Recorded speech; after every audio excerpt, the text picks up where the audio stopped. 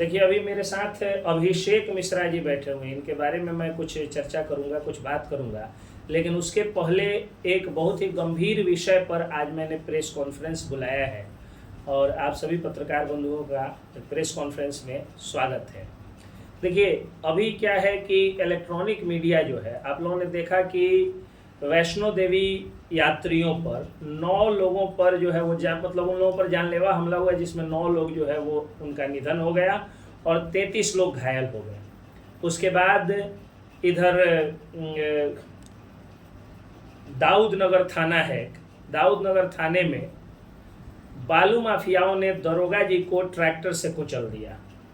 तो ये 2 वारदातें हुई, लेकिन इलेक्ट्रॉनिक चैनल पर या अखबार पर, अखबारों ने भी प्रमुखता से नहीं छापा, कहीं कोने में किसी पेज में छाप दिया, और इलेक्ट्रॉनिक चैनल ने भी इस पर कोई चर्चा नहीं की, कोई डिबेट नहीं किया, कुछ नहीं किया। कहने का मेरा मतलब ये है कि आप चाहे 9 हो चाहे 90 हो, आपकी जान जाए या आपका हाथ पैर टूटे, इलेक्ट्रॉनिक चैनलों को मतलब है तो सिर्फ और सिर्फ अनंत अंबानी, ये राधिका मर्चेंट, उर्फी जावेद के छोटे कपड़े, इन लोगों से इन लोगों को मतलब है।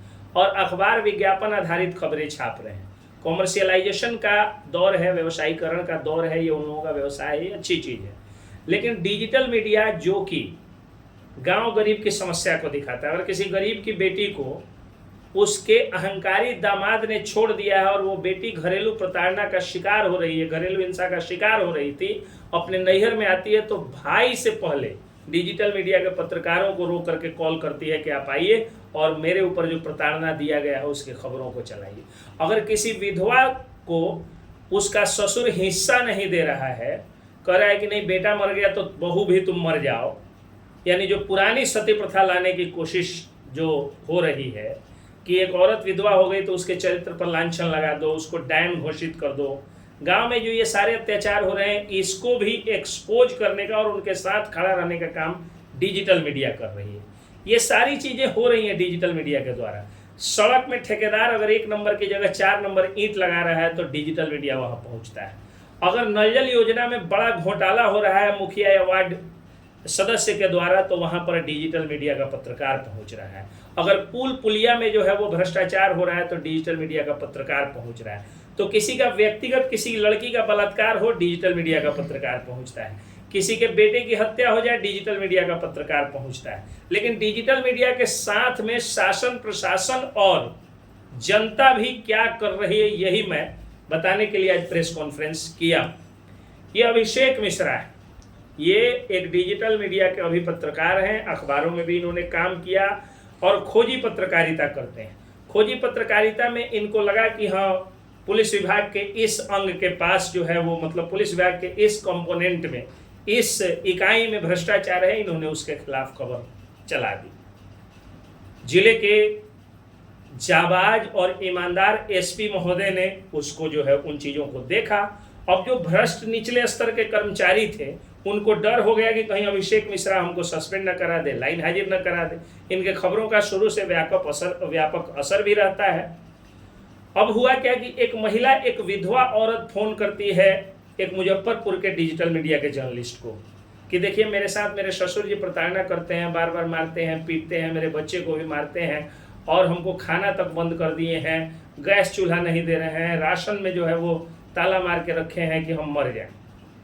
अब वो औरत जो है वो घरेलू प्रताड़ना का शिकार होकर एक मुजफ्फरपुर के जर्नलिस्ट को फ़ोन करती है। मुजफ्फरपुर के जर्नलिस्ट कहते हैं कि जब आप रक्सौल से हैं और वहाँ रक्सौल एरिया से हैं और वहाँ अगर अभिषेक मिश्रा हैं तो आप उन्हीं को फ़ोन कर दीजिए। अभिषेक मिश्रा को फ़ोन आता है, अभिषेक मिश्रा अखबार में पहले छाप देते हैं। उसके कुछ दिन बाद फिर प्रताड़ना होती है, ये जाते हैं न्यूज़ कवर करने, इनके बाइक को जला दिया जाता है। बाइक को जब जलाया जाता है तो ये फ़ोन करते हैं थाने को, 112 आता है, इनको बचा के ले जाता है। थाना में ये आवेदन देते हैं तो उल्टा जो प्रताड़ना करने वाले लोग हैं वो लोग भी इनके खिलाफ आवेदन देते हैं। तो जिनकी बाइक जली है पहले केस उनका दर्ज होना चाहिए, लेकिन चूंकि इन्होंने थाने के खिलाफ भी छापा था इसलिए थाना ने क्या किया कि इनके खिलाफ ही एफआईआर पहले दर्ज कर दिया और जो रियल में इनके साथ हुआ था इनका वाला केस जो है वो काउंटर केस बना दी, मतलब काउंटर केस हो गया वो। तो कहने का मतलब ये है अब चूंकि ये थाना के रडार पे थे, एक और बच्ची का जो है वो खबर चलता है कि उसके पिता जो है वो गलत ढंग से किसी अभियुक्त के ऊपर जो है वो केस कर किसी को अभियुक्त बना दिए। मामला प्रेम प्रसंग का है। इन्होंने कहा कि भाई देखिए, किसी को गलत मत फंसाइए, हम पत्रकार हैं, जब तक ईमानदारी से पत्रकारिता कर रहे हैं कोई भी आदमी गलत नहीं फंसाया जाना चाहिए। लेकिन उल्टा इनके ऊपर जो है वो रंगदारी मांगने का केस जो है थाने से दर्ज कर दिया गया। पहले से 10-10 मुकदमे इन पर दर्ज है। एंटीसिपेटरी बेल में बाहर से बाहर बेल कराते गया। अचानक क्या हुआ कि एक दिन पता चलता है कि इनको जो है वो गिरफ्तार कर लेती है पुलिस। रात को गिरफ्तार करती है। पहले से भी रेड पड़ रहा है इनके ऊपर, जैसे आतंकवादी के घर पे रेड पड़ता है उस तरह से। उसके बाद क्या होता है कि इनको अरेस्ट किया जाता है, अरेस्ट करके भेज दिया जाता है जेल भेज के 2-2 और केस में रिमांड कर दिया जाता है। सोचिए, 10 मुकदमे पहले से और 3 मुकदमा और में रिमांड कर दिया जाता है। लेकिन मैं शुक्रिया अदा करता हूँ, नतमस्तक हूँ उस माननीय न्यायालय का, जिन्होंने मेरी प्रार्थना को स्वीकार करते हुए और न्याय किया, इनको बेल दे दिया सभी 3 के 3 मामलों में। अब सवाल ये बनता है कि मनदीप यादव बहुत अच्छी पत्रकारिता करते हैं। सड़क में भ्रष्टाचार 4 नंबर का ईंट लगा रहा था ठेकेदार, वो गए उस पर जो है वो खबर चलाने, तो ठेकेदार उन पर आरोप लगा दिया कि हमारे मजदूर से सोना का चैन छीन लिए और 20,000 रुपये रंगदारी मांग रहे हैं। एक तो मजदूर से पागल आदमी 20,000 रुपये रंगदारी मांगेगा, छीन लेगा, नहीं छीन लिया, 20,000 रुपये छीन लिया। और मजदूर अगर देश का सोने का चेन पहनने लगे तो मुझे लगता है कि मोदी जी को इतनी कम सीटें नहीं आती। मोदी जी तो देश को विश्व गुरु कौन कहे कि पूरे ब्रह्मांड में सबसे अमीर बना दिए, जाके भारत का मजदूर भी 60,000 70,000 का चेन पहनता है। यानी फर्जी मुकदमा मनदीप यादव के ऊपर किया गया। मैं फिर गया, माननीय न्यायालय से गुहार लगाया, माननीय न्यायालय में उसमें भी न्याय किया और उनको बेल मिल गया। फिर एक और केस उन पर कर दिया गया, उन पर भी 8-10 किता मुकदमा कर दिया गया। अभी एक किता केस किया गया है जिसमें वो एक जगह एडमिनिस्ट्रेटिव फेलियर था, प्रशासनिक जो है वो चूक थी। वो जाते हैं और जाके खबर दिखा देते हैं, कहा जा रहा है कि दंगा भड़काने आए थे, जबकि उस खबर के बाद दंगा कौन कहे कि एक सिंगल पुआल खेत खलियान नहीं जला, जब किसी का रोम मतलब बाल नहीं एक टूटा, रोमा जिसको कहा जाता है, तो फिर वो दंगा भड़काने की धारा उन पर कैसे लग गई, कैसे वर्ग संघर्ष कराने की धारा 153 भी लग गई। कुल मिलाकर के बात यह है कि सब पर मुकदमा हो रहा है। मनीष कश्यप जो डिजिटल मीडिया के एक तरह से पुरोधा है, उनके ऊपर आप देखिए कितना मुकदमा किया गया, एनएसए तक लगाया गया। जब एनएसए क्वैश हो गया, जब 4 के 4 मुकदमे उन पर जो है वो सही हो गए, उसके बाद में मतलब 4 के 4 मुकदमे में उनको क्लीन चिट मिल गई। उधर से एनएसए करा के चुनाव प्रचार करने गए, चुनाव प्रचार के दौरान उन पर मुकदमा कर दिया गया। इतना सारा क्रिमिनल एंटीसीडेंट था, बेल नहीं मिलता। हमने गुहार लगाया माननीय न्यायालय का, धन्यवाद कि माननीय न्यायालय ने उनको भी बेल दिया, मनीष कश्यप को। और तो और गरीब घर में पैदा हुए जितेंद्र पंडित, जिस धारा में उन पर केस की गई थी उसकी चर्चा भी मैं खुलेआम नहीं कर सकता हूं। उन पर इतना हेनियस क्राइम का केस लगाया गया था, इतनी बड़ी धारा लगाई गई थी और इतनी गंदी जो है वो गंदा आरोप उन पर लगाया गया था।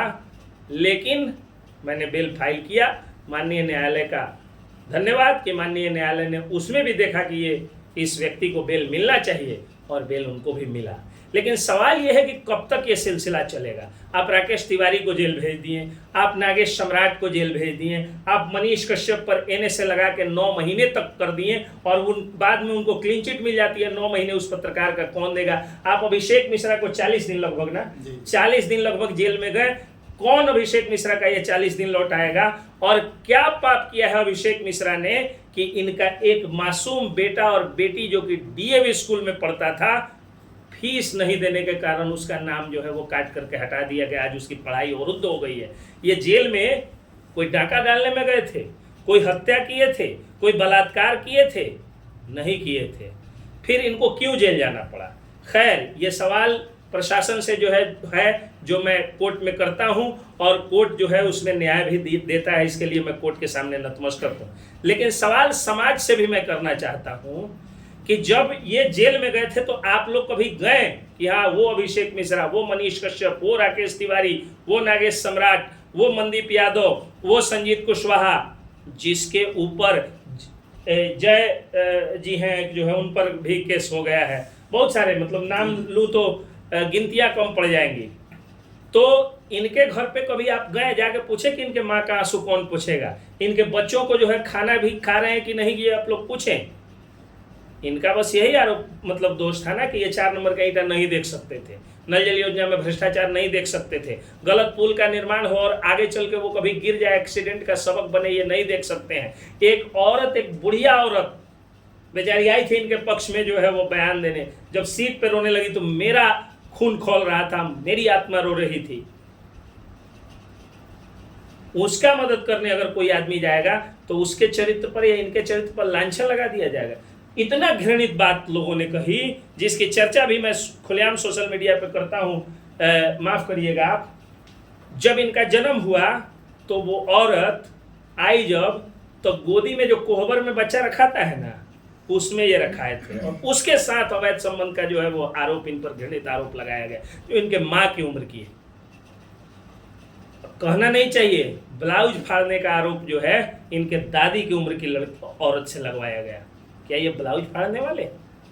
इसकी सीबीआई से जांच हो, इसकी एसआईटी से जांच हो, और अगर इन्होंने ब्लाउज फाड़ा है, अगर इनका किसी तरह का कोई संबंध है, तो इनको आप जो है वो कड़ी से कड़ी सजा दीजिए। लेकिन अगर ऐसा नहीं है तो खबर को चलने दीजिए। और समाज से मैं एक सवाल पूछना चाहता हूं कि अगर आप लोगों को लगता है कि डिजिटल मीडिया के पत्रकारों को पत्रकारिता छोड़ देनी चाहिए, तो आप लोग कमेंट में लिख करके बताइए। डिजिटल मीडिया के सारे पत्रकारों से मैं अनुरोध करूंगा, हाथ जोड़ दूंगा कि आप लोग छोड़ दीजिए पत्रकार, अखबारों के भरोसे और इलेक्ट्रॉनिक चैनलों के भरोसे सब कुछ रहने दीजिए। लेकिन क्या अगर हमारी हत्या हो जाए, हमारे बच्चों की हत्या हो जाए, अगर किसी के घर में जो है वो लूटपाट हो जाए, डकैती हो जाए, तो आज तक का कैमरा आएगा? या किसी भी चैनल का नाम नहीं लेना चाहिए, किसी भी बड़े चैनल का जिसको सैटेलाइट चैनल है उसका कैमरा आएगा हमारे आंसू पोंछने? नहीं आएगा। ये लोग जो है जीतन राम मांझी के रुमाल तक के खबर को बनाएंगे, उर्फी जावेद के छोटे कपड़े को खबर बना देंगे, ज्योति मौर्य के नाक के जो है वो पसीने को खबर बना देंगे, सीमा हैदर के कान के बाली को खबर बना देंगे। लेकिन अभिषेक मिश्रा के बच्चों का स्कूल छूटना इन लोगों के लिए खबर नहीं होगा। अगर ये खबर होगा तो सिर्फ और सिर्फ डिजिटल मीडिया के पत्रकारों के लिए खबर होगा। तो आज मैं चूंकि फाइनल इनका बेल करा करके आया हूं, हालांकि समय के अनुसार ये वीडियो नहीं है, कुछ दिन बाद डाला जा रहा हो, मतलब डालेगा लोग, लेकिन जब मैं इनका बेल करा के आया और जब फाइनली ये निकल करके और मुझसे मिलने जाए, तो मैं अपने को प्रेस के सामने ये बात कहने से नहीं रोक पाया। मेरा यही कहना है कि क्या दोष था इनके बूढ़े पिताजी का, जो आकर के मेरे सीट पर रोते थे कि हमरा बउआ के निकाल दी, हमरा राम के निकाल दी। क्या दशरथ वियोग और राम वियोग जो है दशरथ को आज कलयुग में भी होगा? अरे रावण रहते मर जाते, हमको कोई मतलब नहीं था, जेल जाते कोई मतलब नहीं था। कोई माई का लाल ऐसा हो जो बता दे कि एसके पंकज ने किसी ड्रेडेड क्रिमिनल का केस आज तक लड़ा है? नहीं लड़ता हूं और नहीं लड़ूंगा। लेकिन जब निर्दोष को फंसाया जाएगा तो उसके साथ तो मैं खड़ा रहूंगा ना। तो समाज से मैं पूछना चाहता हूं, समाज मुझे इस बात का जवाब दे कि अभिषेक मिश्रा के बच्चों का स्कूल कैसे छूटा। समाज मुझे इस बात के लिए जवाब दे कि इनके पिताजी को क्यों जाके हाथ जोड़ी करनी पड़ी कि बेलर हमारा बन जाइए, बच्चा छूट रहा है। क्यों नहीं इनके घर पर जो है वो सैकड़ों की संख्या में लोग पहुंचे कि मैं भी बेलर बनूंगा, मैं भी बेलर बनूंगा और मैं अभिषेक मिश्रा का जमानतदार बनूंगा। क्यों अभिषेक मिश्रा को जो है इनके बच्चों की पढ़ाई का जिम्मा किसी प्राइवेट स्कूल ने नहीं उठाया? कहां मर गए वो समाज सेवी? डिजिटल मीडिया के पत्रकारों पर अत्याचार हो रहा है। सब लोग जानते हैं कि पैसे से ये लोग मैनेज नहीं होंगे, क्योंकि 500 रुपया किसी को दो वो खबर छाप सकता है। इनको 500 रुपया दोगे, आपके खिलाफ खबर चढ़ा के ये जो है 5000 रुपये कमा लेंगे। चैनल मोनेटाइज है, एक वीडियो वायरल होगा 50,000 1 लाख रुपया आ जाएगा।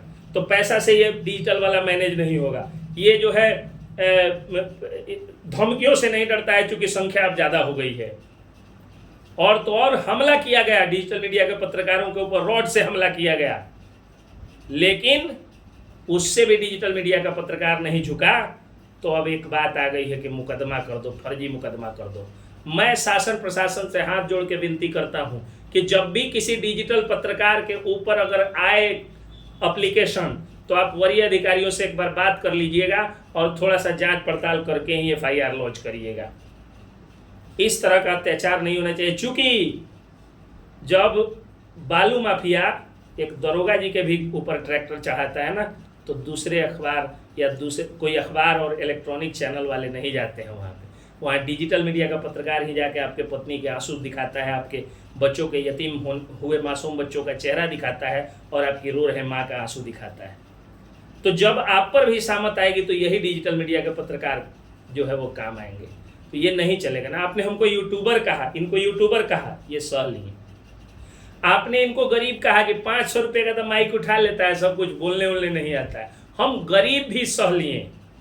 कहा इन लोगों ने कि ठीक है हमारी औकात 500 की, आप 500 ही मान लीजिए, हम सब सहते गए। यूट्यूबर जब आप लोगों ने कहा तो सोचा कि यूट्यूबर का मतलब यूट्यूब पर डांस करने वाला भी होता है, लेकिन उन लोगों ने कहा कि नहीं भाई, हमको नहीं कहना है पत्रकार, हम यूट्यूबरे कहा करके खुश हैं। सारे दुख दर्द को सहा इन लोगों ने, सारी बदनामियों को सहा, लेकिन अब कैसे बर्दाश्त होगा कि मुकदमा एक केस किसी पर हो जाता है ना सर, तो बेल जो है वो जब अगर बेलेबल सेक्शन में भी है तो बेल लेने अगर आता है वो आदमी, तो 2 जमानतदार को भाड़ा खर्चा करके और उतना किलोमीटर से लेके आना पड़ता है, दिन भर रहना पड़ता है। सुबह 9 बजे मेरे ऑफिस में आता है लोग, और 9 बजे आकर के कागज पत्र तैयार होता है। एक दिन पहले आता है लोग, जब मतलब 2 बार दौड़ना पड़ता है, उसके अलावा दिन भर बैठना पड़ता है। आज दिन भर बैठे हैं ये, फिर एक बार में जो है जमानत हो गई तो फिर तारीख ढोना पड़ता है, केस समाप्त करना पड़ता है, कई तारीखें पड़ती हैं। तो ठीक है ये अपराधी झेलेंगे ना, पत्रकार डिजिटल मीडिया के क्यों झेले? मैं समाज से ये सवाल पूछना चाहता हूँ, और नहीं तो समाज से मेरी विनती है कि डिजिटल मीडिया के पत्रकारों का हाथ मजबूत करें और इनके साथ आप मुस्तैदी से खड़ा रहें। इनको जो है आप गरीब समझ के, इनको इनकी हिंदी कमज़ोर समझ के, भोजपुरी कमज़ोर समझ के, इंग्लिश कमज़ोर समझ के, और इनको यूट्यूबर समझ के अगर आप खारिज करिएगा तो आप ही को अल्टीमेटली दिक्कत होगी। सही बात बोल रहा हूँ? तो ये अभिषेक मिश्रा जी थे। इसी तरह मनदीप यादव जी पर अभी केस है, उनका भी जो है वो पिताजी के ऊपर भी केस, हाँ, इनके पिताजी पर केस कर दिया गया। बूढ़े आदमी, 60 वर्ष की लगभग उम्र हुई, क्या दोष है उनका? मेरे बाबा जी जिला कोषागार से जो रिटायर किए हुए हैं, जिला का एक नाम चिन्ह पोस्ट होता है, जिला कोषागार के मतलब रजिस्ट्रार थे, और उनका बेटा, इनके पिताजी बुढ़ापे में बेचारे पर मुकदमा हो गया। क्या दोष है इनका, मैं पूछना चाहता हूँ। इसमें उन पुलिस पदाधिकारियों का, बड़े बड़े पुलिस के अफसरों का कोई दोष नहीं है। एसपी साहब ईमानदार है और जाबाज भी हैं, डीएसपी साहब भी अच्छे हैं, लेकिन ये लोकल स्तर के जो 500,000 रुपया घूस कमाने वाले लोग हैं, उनको दिक्कत होता है इन कैमरों से, जो हमारे सामने अभी आप लोग लगाए, या इस मोबाइल फ़ोन से। वो लोग ज़्यादा चाहते हैं फंसाने का। लोकल स्तर के जनप्रतिनिधि इसमें विलेज पॉलिटिक्स करते हैं। तो आप लोगों से यही अपील है कि न्याय करिए डिजिटल मीडिया के पत्रकारों के साथ, नहीं तो आप कमेंट में कर दीजिए कि पत्रकारिता छोड़ दे। मैं वादा करता हूँ, मेरे पीछे अभी जो है 7, 8, 10 लोग बैठे हुए हैं, ये सब लोग छोड़ देंगे। ये नामचीन बिहार के चेहरे बैठे हुए हैं, ये लोग छोड़ देंगे पत्रकारिता। आप लोग कमेंट करके बता दीजिए कि हाँ पत्रकारिता छोड़ देनी चाहिए, बस। सर एक और चीज़ है, जब एक बच्चा का जब स्कूल के बाहर जब सर फूटा था, स्कूल के अंदर जब सर फूटा था, वहाँ पे कुछ पत्रकार लोग हैं तो उनके साथ दुर्व्यवहार किया गया, और वहाँ के जो प्रधानाध्यापिका महोदय थी उनके द्वारा आरोप लगाया गया कि हमारा ब्लाउज फाड़ दिया गया है। फर्जी मुकदमा जो है वो, फर्जी मुकदमे के कारण देश में कई सारे लोगों ने आत्महत्या किए हैं और करते रहते हैं। तो अब वैसे में पत्रकारों के ऊपर, डिजिटल पत्रकार वो भी, अगर अखबार वाले होते तो कहा जाता कि चलो विज्ञापन का मामला रहा हो, इलेक्ट्रॉनिक चैनल वाले होंगे तो कहा जाएगा कि कोई पार्टी पॉलिटिक्स का मामला हो। डिजिटल पत्रकार तो जनता के पत्रकार है ना भाई, उनके ऊपर फर्जी मुकदमा, ये गलत चीज़ है, नहीं होना चाहिए। और एक और चीज़ मैं आज प्रेस कॉन्फ्रेंस में ही क्लियर कर देता हूँ, मैं एक एडवोकेट हूँ। Article 19A gives us the power to freedom of speech. 19A जो है भारतीय संविधान का आर्टिकल 19A हमें बोलने की आज़ादी देता है, और उस आज़ादी के तहत आप जब चाहें जो चाहे खबर दिखा सकते हैं, भ्रष्टाचार के विरुद्ध आवाज उठा सकते हैं। आपसे कोई लाइसेंस और आई कार्ड मांगता है तो वो बकैती झाड़ता है, गलत करता है, गलत जो है वो चीज़ पूछता है। मैं कौन हूँ इस बात का आपको जो है वो क्या प्रूफ है? मैं क्या बोल रहा हूँ? भारत का नागरिक हूँ, मेरा अधिकार है। आर्टिकल 19A इंडियन कॉन्स्टिट्यूशन मुझे अधिकार देता है कि अगर भ्रष्टाचार होगा तो मैं बोलूँगा। आप आई कार्ड नहीं मांग सकते। आई कार्ड कौन चीज़ का होता है? आई कार्ड तो नौकरी का होता है ना, नहीं तो मेरा आधार कार्ड देख लीजिए आप, आधार कार्ड ही मेरा आई कार्ड है। और जब मैं सोशल मीडिया पे खबरों को डाल रहा हूँ, यूट्यूब, फेसबुक, ट्विटर, इंस्टाग्राम के लिए पर आपको अपने विचारों को प्रकट करने के लिए, भ्रष्टाचार के खिलाफ लड़ाई लड़ने के लिए किसी आई कार्ड की जरूरत नहीं है, आपको किसी जो है लाइसेंस की जरूरत नहीं है। आप न्यूज पेपर छापिएगा, सैटेलाइट चैनल चलाइएगा, उसमें आपको ज़रूरत पड़ेगी। पूरा जो है वो रजिस्ट्रेशन वगैरह का प्रोसेस होता है। और ये जो मोबाइल फ़ोन होता है ना, यूट्यूब चैनल, ये ऑलरेडी रजिस्टर्ड है।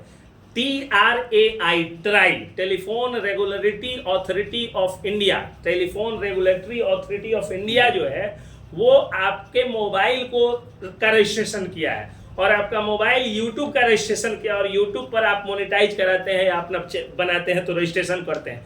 17 को रजिस्ट्रेशन पहले से करा के है, अब किसको कराना है? हाँ, आप सरकारी पत्रकार, अगर सरकार में बैठे हुए अफसर आपको पत्रकार नहीं मानते हैं तो मत जाइए आप सरकारी कार्यक्रमों में। क्या जरूरत है प्रधानमंत्री के कार्यक्रम में जाने की? उससे ज़्यादा व्यूज आप किसी आम जनता की आवाज़ को जो है उठा करके आप करा सकते हैं। आप तेजस्वी यादव के रैलियों में मत जाइए, नरेंद्र मोदी जी के रैलियों में मत जाइए, आप सभी पार्टियों के रैलियों में मत जाइए। उन पार्टियों को कहिए कि अगर आपको हमको बुलाना है, चूँकि आपके लाखों करोड़ों में व्यूज हैं, जितना बड़े बड़े सैटेलाइट चैनल लोग नहीं दिखाते हैं उससे 100 गुना ज़्यादा आप लोग दिखाते हैं और अखबार तो आपके सामने बहुत बौना हो गया है, तो उतना आपका व्यूज है, आप मत दिखाइए। आज यही दिक्कत हुई है कि जो ये बीजेपी की इतनी सीटें कम आई क्योंकि कांग्रेस पार्टी ने सोशल मीडिया का सहारा लिया। कांग्रेस पार्टी ने, आप लोग याद करिए, ध्रुव राठी का वीडियो शेयर किया और बीजेपी ने अंजना ओम कश्यप का शेयर किया, अखबार का कटिंग शेयर किया, आज सीटें कम आ गई। इतना मजबूत नेतृत्व होने के बावजूद, विश्व के सबसे पॉपुलर राष्ट्राध्यक्ष, कार्यकारी राष्ट्राध्यक्ष होने के बावजूद सीटें क्यों कम आई? क्योंकि सोशल मीडिया का, डिजिटल मीडिया का सही से यूज नहीं किया बीजेपी ने। बीजेपी सैटेलाइट चैनल में उलझ के रह गई, अखबारों में, और कांग्रेस पार्टी ने ध्रुव राठी को भजा लिया। आज देखिए ना, जितने भी कांग्रेसी माइंडेड पत्रकार हैं, कौन? ध्रुव राठी कहाँ के हैं, पुण्य प्रसून वाजपेयी कहाँ पे हैं, आपके अभिसार शर्मा कहाँ पे, रविश कुमार कहाँ पे, सब लोग डिजिटल मीडिया पे हैं। यही कारण है कि इस बार कांग्रेस पार्टी को उतनी सीटें आ गई। तो डिजिटल मीडिया के शक्ति को अगर नेता नहीं समझता है, सरकारी अफसर नहीं समझता है, आप भी ठेंगा दिखा दीजिए। तो ये नहीं दिखाएंगे आपको हम, और नहीं तो आपको हमको बुलाना है तो सम्मान पूर्वक आप कार्ड भेजिए और आप पहल करिए कि हमारा जो है वो जिला कार्यालय से, जिला जनसंपर्क विभाग से हमारा आई कार्ड बन जाए। आप हमको आगे कहिए, आपको जरूरत है, मेरी थोड़े आपको जरूरत है। हम जनता के पत्रकार हैं, जनता तो हमको सराखों पे बिठाती है। डिजिटल मीडिया के पत्रकारों पर फर्जी मुकदमा बंद होना चाहिए। मैं इसके खिलाफ लड़ाई लड़ूंगा और लड़ाई चलाऊंगा और कोर्ट में, चाहे जहां भी जाना होगा, हाई कोर्ट में जाना होगा, हाई कोर्ट में भी जाऊंगा और जाके डिजिटल मीडिया के ऊपर, पत्रकारों के ऊपर हो रहे हमले को रोकने की, मतलब ये जो फर्जी मुकदमे हैं उसको रोकने की पूरी कोशिश करूंगा। रहने दिया जाए।